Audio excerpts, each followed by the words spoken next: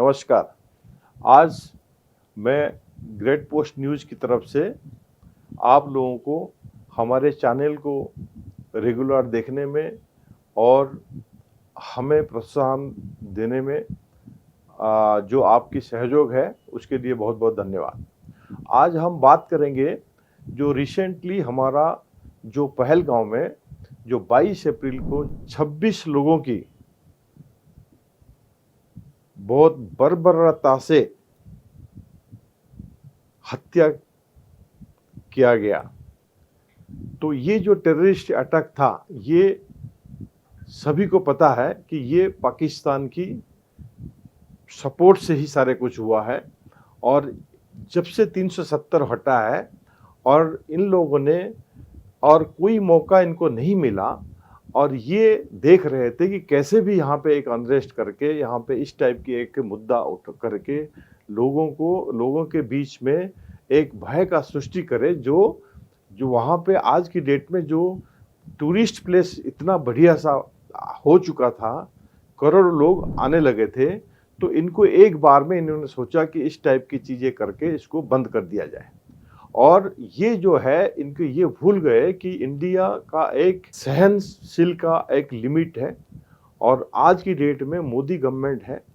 तो मोदी जी हमेशा action oriented होते हैं, बातों में कम विश्वास करते हैं, जो इसीलिए पूरी देश उनके ऊपर बहुत भरोसा भी करता है और उम्मीद भी रखता है कि ऐसे एक्शन होगी तो कभी पाकिस्तान इस बात को भूल नहीं सकता और इस टाइप की कोई भी एक्शन कराने से पहले एटलीस्ट 100 बार इसको सोचना पड़ेगा।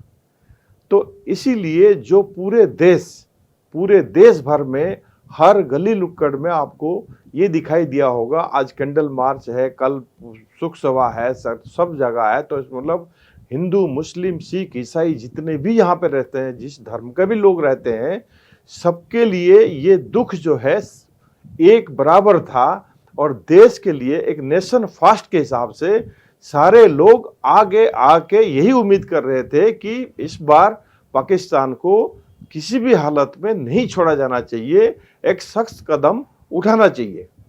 और इसी बीच में अगर देखा जाए, बहुत लोग ऐसे भी हैं जो इस बर्बरता के साथ जो वहाँ पे हत्या हुई है पहलगाम में, उसके लिए भी बहुत सारे सवाल करने लगे। जो कि अगर आप अंदर से अगर आप सोचे कि आपको अंदर से कितना दुखी आप है, उस टाइम में भी लोग ये पूछने लगे कि वहाँ पे सिक्योरिटी क्यों नहीं था या वहाँ पे क्या अरेंजमेंट जानबूझ के किया गया। तो ऐसे बहुत सारे सवाल है जो लोगों ने ये करने लगे, जो किसी भी तरीका से कभी भी जस्टिफाइड नहीं है।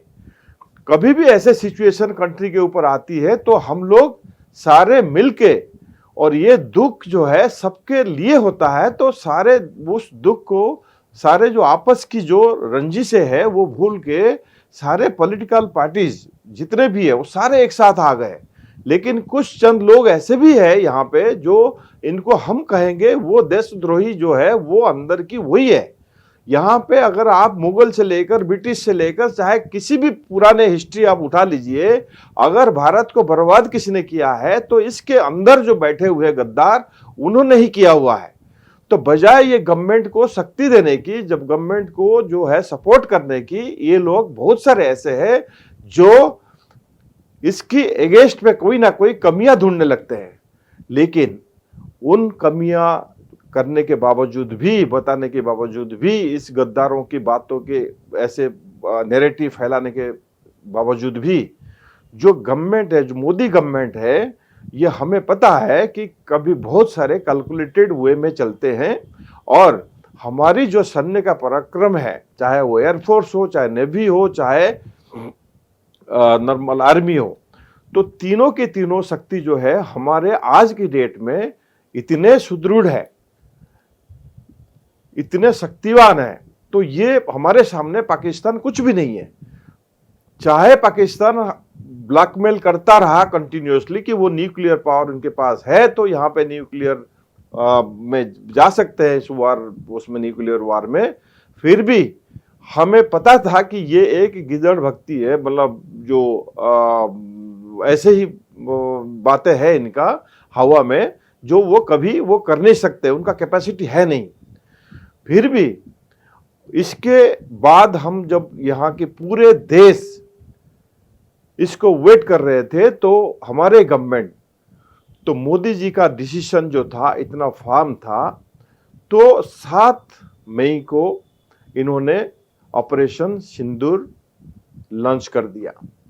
और आप सबको पता है कि 7-8 की रात को ऐसे 9 ठिकाना है, 9 जगह है जहां पे टेररिस्ट कैंप्स था, लश्कर तैयबा का था या जो दूसरे टेररिस्ट जो थे उनके थे। तो आप लोगों को पता है 9 ऐसे जो उनका ठिकाना था, उसके ऊपर सिर्फ 25 से 30 मिनट के अंदर वो सारे के सारे ध्वस्त कर दिया गया। और उसमें 100 से ज्यादा लोग जो टेररिस्ट है, जो आतंकी है, तो वो सारे मारे गए।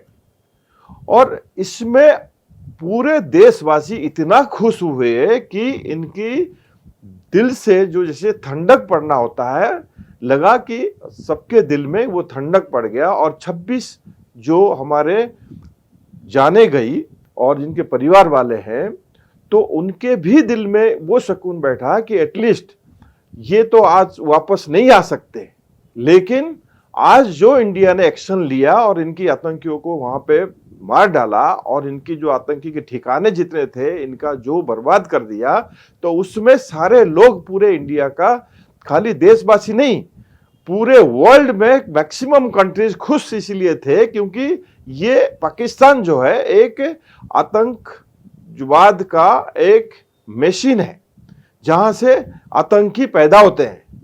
तो इसीलिए हमेशा हम भी जब बैठते हैं किसी डिस्कशन में करने में, हम भी ये बोलते हैं कि अगर पानी किसी नल से निकल रहा है तो नल को बंद कर दिया जाए।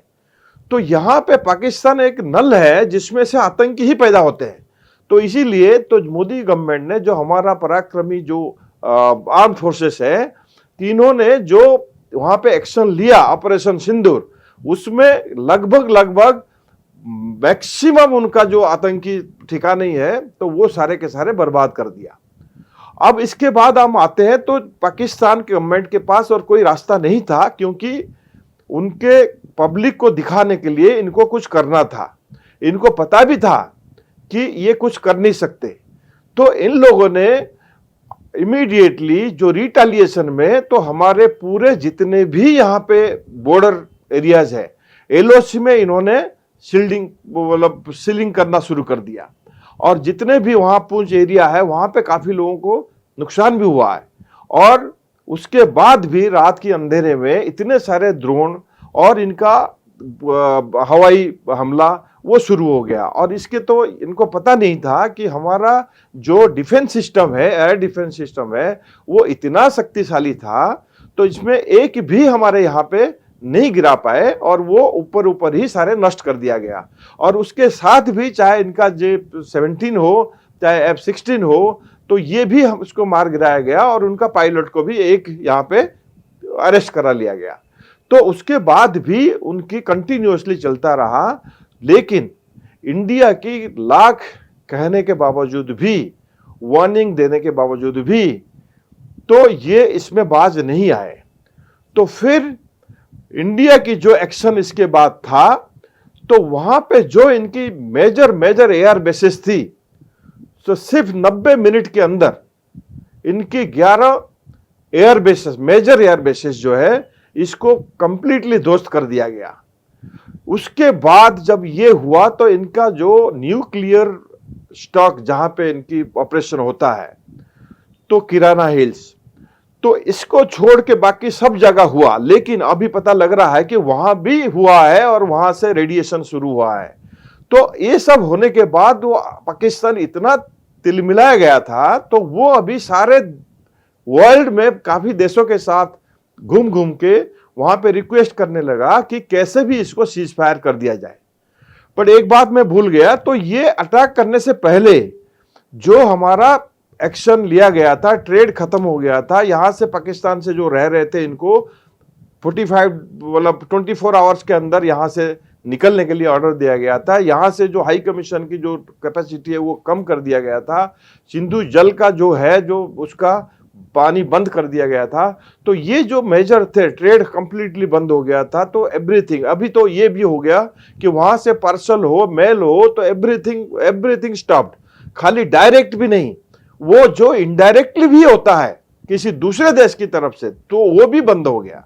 तो अब ये सारे एक्शन होने के बावजूद भी पाकिस्तान समझता रहा कि वो न्यूक्लियर का ब्लैकमेल करके, तो ये इंडिया को हमेशा की तरह जैसे पिछले गवर्नमेंट की टाइम में हुआ है, चाहे 26/11 हो, तो या तो कहीं यहाँ पे आपका इससे पहले बालाकोट, सॉरी वो जो पुलवामा का हो, तो ऐसे कई सारे टेररिस्ट अटैक हो रखा है जिसमें हम लोगों ने, चाहे पुलवामा के तो ऑलरेडी हो गया था, लेकिन उससे पहले 26/11 के बाद भी हम लोगों ने कुछ नहीं किया था, जिसकी वजह से उसके भी यही सोच रहा था कि हम ऐसे ही ब्लैकमेल करते रहेंगे और इंडिया कोई एक्शन नहीं ले सकता।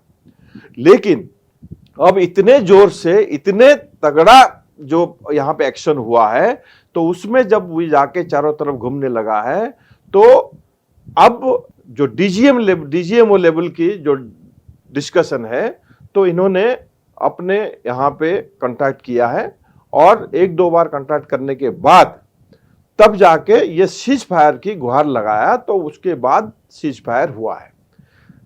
हालांकि इसको विश्वास कभी भी नहीं है, सीज फायर होने के बाद भी रात को 8 बजे फिर सीलिंग एलओसी में हुआ है। लेकिन यहाँ पे टर्न होता है कि डोनाल्ड ट्रंप वहां पे ट्वीट करते हैं कि अभी इंडिया और पाकिस्तान राजी हो गए सीज फायर के लिए।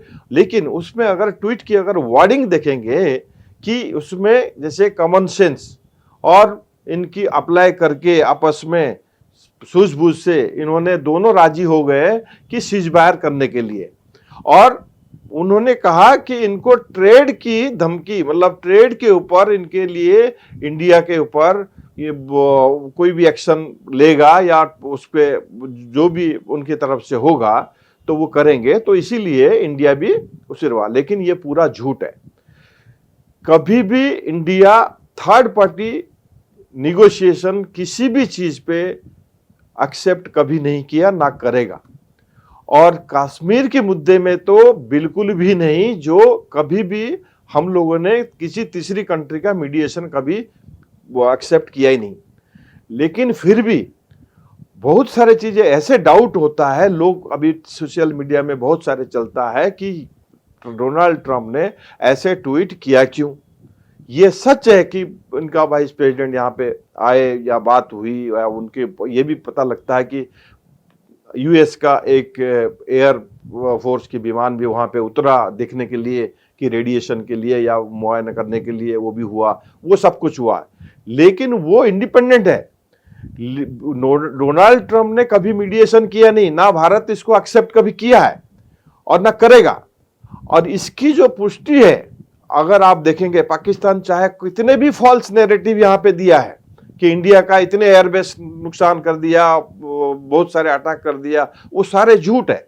अगर आप कभी इनके प्राइम मिनिस्टर का इंटरव्यू CNN का देखेंगे, तो इसके अगर प्रूफ मांगा गया कि आप बोल रहे हो कि 5 राफेल गिरा दिया, तो उसका प्रूफ कहां है, तो उनके पास कोई जवाब नहीं था।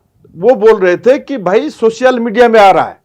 एक रिस्पॉन्सिबल प्राइम मिनिस्टर ये ऐसे जवाब कैसे दे सकता है कि एक सोशल मीडिया के ऊपर डिपेंड करके या सोशल मीडिया से जो डाटा के भरोसा करके बोल सकता है कि हमने उड़ा दिया।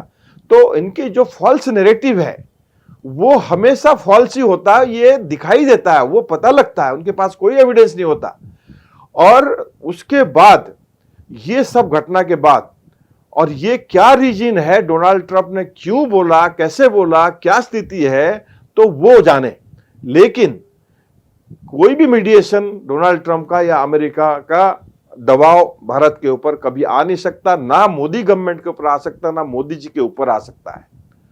अब इस बात को अगर आखिरी स्पीच मोदी जी का आप जो हमारा देशवासियों के लिए हुआ, जो बताया इन्होंने, उसमें अगर इनका भाषण को, इनका स्पीच को अगर आप बहुत क्लोजली सुने, उसमें इन्होंने बहुत क्लियरली बता दिया कि पाकिस्तान को कि हम अभी सिर्फ और सिर्फ पीओके की बात करेंगे और कश्मीर की बात कभी नहीं होगी, ना कोई थर्ड पर्सन मीडिया मिडिल इसमें करेगा। खून और पानी साथ साथ नहीं चल सकती। ट्रेड और टेररिज्म और ट्रेड ये साथ साथ कभी नहीं चल सकती। और दूसरी, पाकिस्तान को साफ शब्दों में यह बताया गया कि आतंकवाद के लिए भारत को कुछ भी करना पड़े तो वो भारत किसी भी हद तक जा सकता है।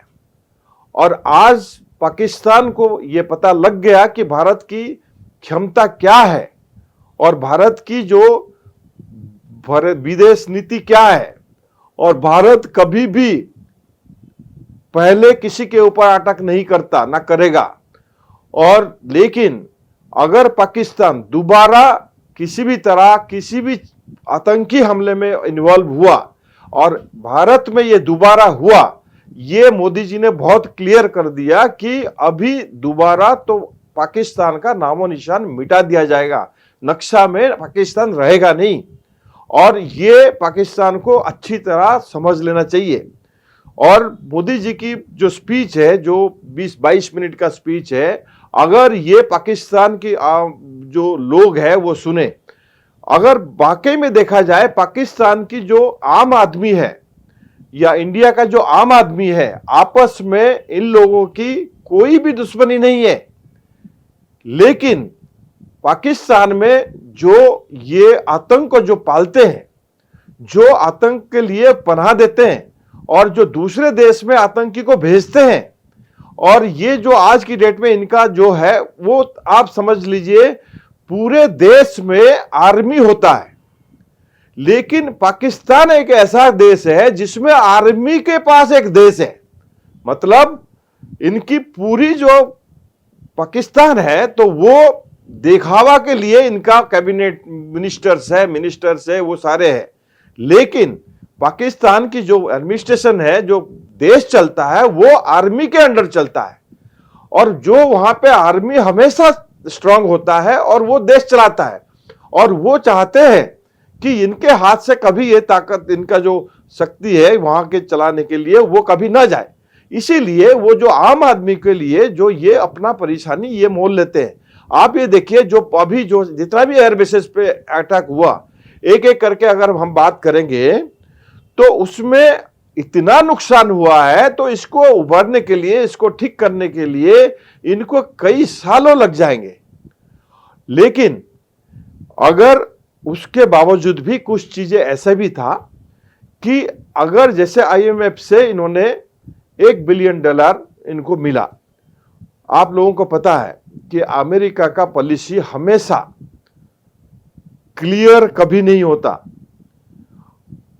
वो चाहते हैं कि किसी ना किसी तरीका से पाकिस्तान को, चाहे वो बाहर वो या पब्लिक में वो इसको दूसरे नेगेटिव बोले, लेकिन पाकिस्तान से बिल्कुल हटना भी नहीं चाहते। तो इसीलिए तो इनको जो परिस्थिति है, इनको पता है कि ये 1 बिलियन लेके इसको फिर वही आतंक की चीजों में यूज करेंगे। फिर भी इन्होंने इनको पैसे दिया, और भारत की इसकी ऑब्जेक्शन के बावजूद। तो ये जो ग्लोबल पॉलिटिक्स है इसको समझना बहुत जरूरी है। लेकिन भारत अपने आप में इतना सक्षम है आज की डेट में, चाहे टेक्नोलॉजी में हो, चाहे आपका सामरिक शक्ति में हो, चाहे कोई भी चीज में आप ले लीजिए, तो भारत इतना सक्षम है आज की डेट में। भारत एक विकास की ओर जाके एक वर्ल्ड का विश्व गुरु बनने जा रहा है। और उस टाइम में कोई भी अगर हमें आंख दिखाए, कोई भी अगर ऐसा चीज हमारे ऊपर थोपने की कोशिश करे, तो किसी को भी बख्शा नहीं जाएगा, चाहे वो अमेरिका हो, चाहे कोई भी कंट्री हो। हम हमेशा सही रास्ते में चलते हैं और सही चीजें करते हैं। और भारतवासी कभी भी किसी टाइम दूसरे के लिए अनिष्ट कभी नहीं सोचता। लेकिन अगर हमें कोई आंख दिखाता है तो उसके ऊपर प्रॉपर एक्शन लेने के लिए और उसके साथ इसको सबक दिखाने के लिए, सिखाने के लिए तो भारत हमेशा ही तैयार रहता है। तो ये भी सबको सोच लेना चाहिए, सारे देश को समझ लेना चाहिए। तो हम सबके साथ अच्छा संपर्क, अच्छा रिलेशन रखना भी चाहते हैं, लेकिन अगर हमारे ऊपर कोई बात आएगा तो हम किसी भी हद तक जा सकते हैं। तो ये खास तौर से हमारा जो, चाहे वो पाकिस्तान हो, चाहे चीन हो या तुर्की हो, तो ये खास तौर से ये भी सुन ले, तो कभी भी किसी भी टाइम अगर हमारे अगेंस्ट पे कोई चीजें हुआ तो इन लोगों को किसी भी तरीके के, चाहे डिप्लोमेटिकली हो, चाहे शक्ति के तौर से हो, चाहे किसी भी तरीके से हो, तो इनको उसी हिसाब से जवाब दिया जाएगा। और पाकिस्तान को खास तौर से अगर ये दोबारा हिम्मत किया या इस टाइप की कोई चीजें हमारे यहां हुआ, तो ये साफ शब्दों में हमारे प्रधानमंत्री जी ने क्लियर कर दिया कि इसके बाद कि पाकिस्तान का नामो निशान बिल्कुल हट जाएगा, इसको कोई बचाने वाला नहीं आएगा। और जो ये न्यूक्लियर की जो ब्लैकमेलिंग चल रहा है, तो वो ब्लैकमेलिंग और आगे भारत के लिए कभी काम नहीं करेगा। ये भी पाकिस्तान समझ चुका है, पाकिस्तान का आवाम जो है वो भी समझ चुका है। तो इसीलिए हम देशवासी एकजुट रहे और हमेशा टांग खींचने के ऊपर ना रहे, जिसके वजह से हजारों सालों से हमारे ऊपर दूसरे राजाओं का, दूसरे देशों का यहाँ पे शासन रहा। सिर्फ हम आपस में लड़ाई की वजह से उनको हमने गद्दार को, कुछ गद्दारों की वजह से जो यहाँ पे है, जो हर चीज में सवाल उठाने में है, और कुछ हमारे टीवी एंकर्स भी है जो हमेशा हर चीज में जो पॉजिटिव चीज को नेगेटिव निकाल के बोलना और अपने यहाँ पे अपना रोटी सेकना, और ये भी बंद करे। और ये सारे जब तक नहीं होगा तब तक, और मैं तो ये अनुरोध करूंगा हमारा देश की गवर्नमेंट को कि ऐसे आदमियों को चुन चुन के, ढूंढ के इनको प्रॉपर शिक्षा दिया जाए कि इनको कैसे, मतलब देशभक्त कैसे होना है, देशद्रोह नहीं, देशभक्त कैसे होता है, तो इनको बताना चाहिए। तो आगे भी हम उम्मीद करते हैं कि ऐसे ही अगर कोई भी हमारे ऊपर आंख दिखाए तो हमें इसको जवाब देने में हम पूरा सक्षम है और इनको जवाब दिया जाएगा। धन्यवाद।